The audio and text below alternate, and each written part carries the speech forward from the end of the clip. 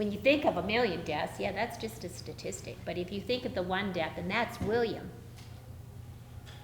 That's William. He left, and he never came back. Would that affect us? Would that affect us for the rest of our lives? Yeah. Because we would miss you.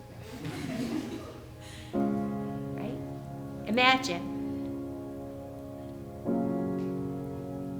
if this were 1915, some choir in Calgary, none of these guys would still be sitting here. They'd be gone. Maybe some of them would come home, but likely not all. Would that affect us as a group?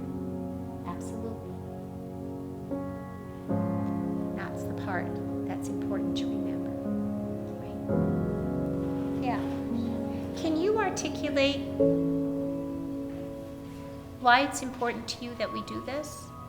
And why is that?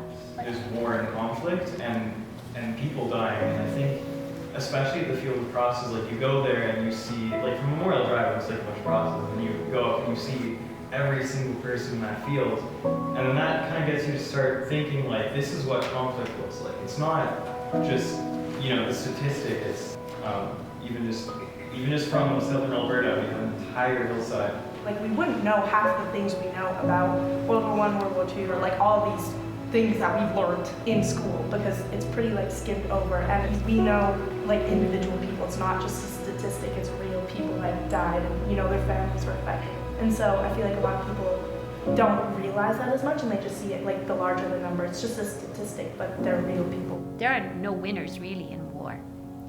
There is just a whole lot of loss. I very much appreciate your commitment to this project.